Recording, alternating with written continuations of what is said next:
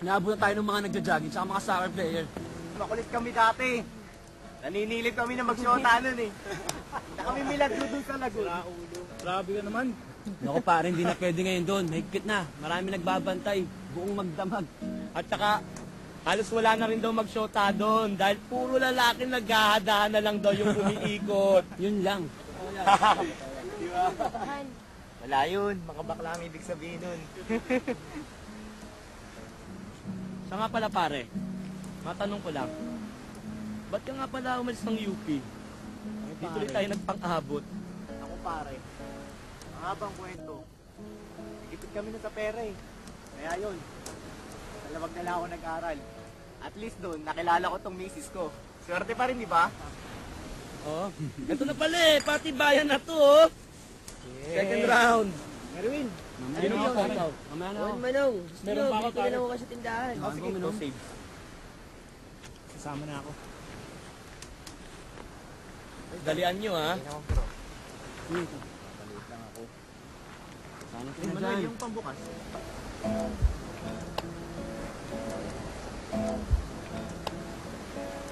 Sana ka na dyan. Para ka ng bago ng tao kasi.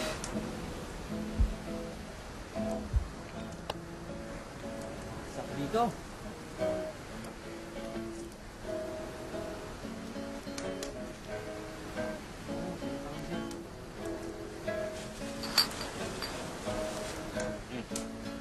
Salamat.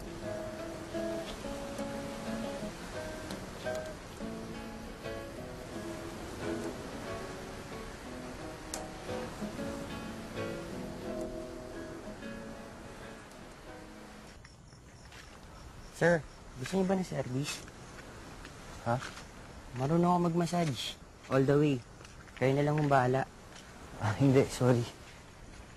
Sige na, sir. Kahit 200 lang. Gipit lang talaga eh. Pasensya ka na, medyo masama yung pakiramdam ko eh.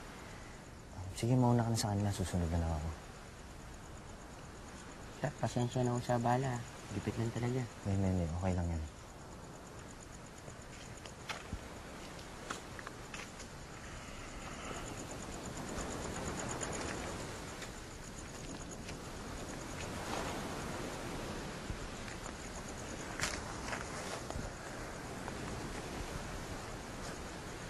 Hello? Pasensya ka na kanina. Medyo nabigla ako sa sinabi mo. Ano naman lagay mo? Okay lang, I understand. Okay naman pakiramdam ko ngayon. I feel perfectly normal. Pero kumukuha na ako ng medicines sa San Lazaro every month para maiwasan na mag-progress into aging virus ko. Sorry. Sorry yun na. Na-expose ka pa tuloy. Okay lang yun. Parehas naman natin gusto yun, di ba? Ano sabi ng family mo? Dito muna ako sa kaibigan ko ng tuloy. Sobrang nahihiya ako sa kanila eh.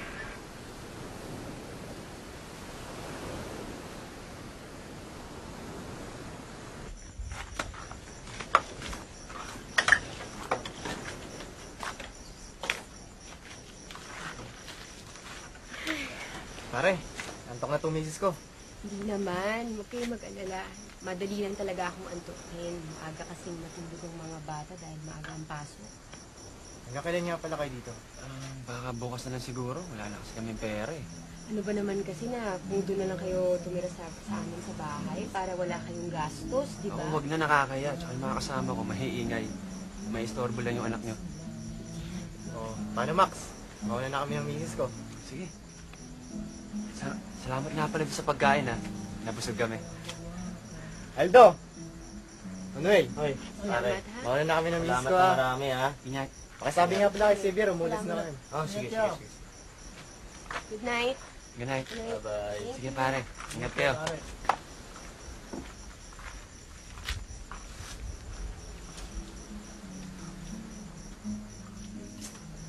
Oo. Ganyan na ganyan din ang itsura ko. Nung unang beses akong di sinipot ng textmate ko.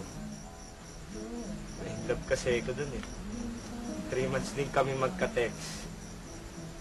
Yung pala, pinaasa lang pala ako. Umamin ka. Kaya mo si Philip, no? Ha? Sa akin ka pa ba maglilihim? Kilala kita, pinsan.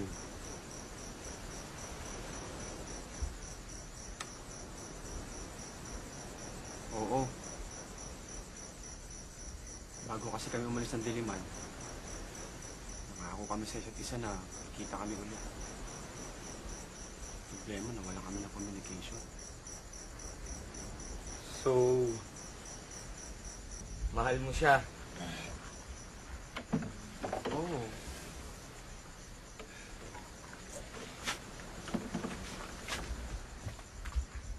Oh, napabalik ka. Sabi ni Mrs. nakakaya naman daw kaya iniwan ko kayo agad. Buti, bumalik ka. Oh, dito ka muna. Hahanapin lang namin ni Aldo si Xavier, ha? Inasin na yata yung si Aldo eh. Hindi, kaya niya pa yan. Tara, hanapin natin si Xavier. Balik kayo kung gusto niyo pang uminom ha. Sige.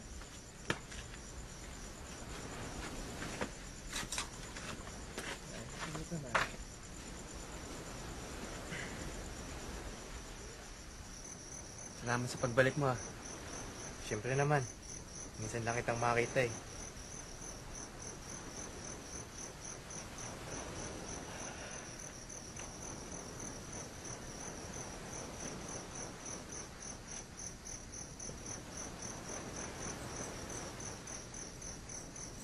May sasabihin ka?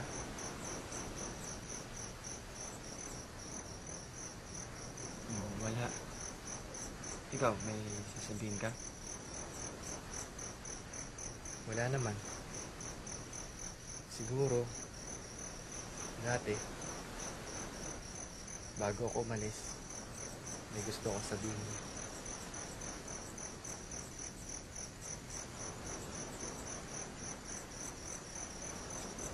Pero hindi mo na masasabi ngayon.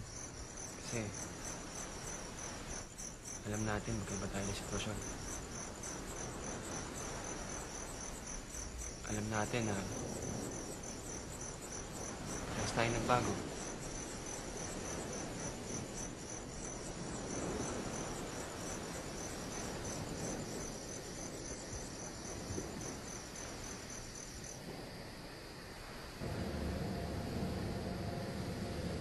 Kung positive ako, kailangan ko mag-take ng gamot buwan-buwan. Otherwise, baka hindi na ako abutin ng salpi. Madali ako mamamatay. Saka ako mag-isip. Hindi pa naman sigurado kung positive ka. Pero malaki yung chance. Hindi ba kayo nagsisafe sex? Hindi ko na alam. Siguro may mga times na oo. Siguro may mga times na hindi. Don't worry. May chances pa naman para maging negative ka.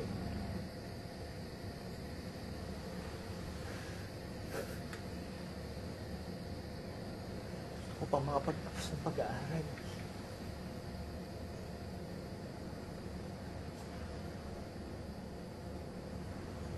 Gusto ko pang makapag-travel.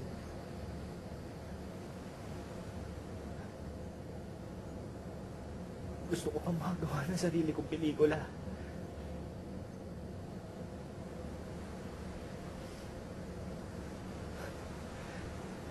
Gusto ko pang makita ang pamilya ko. Gusto ko pang mainta.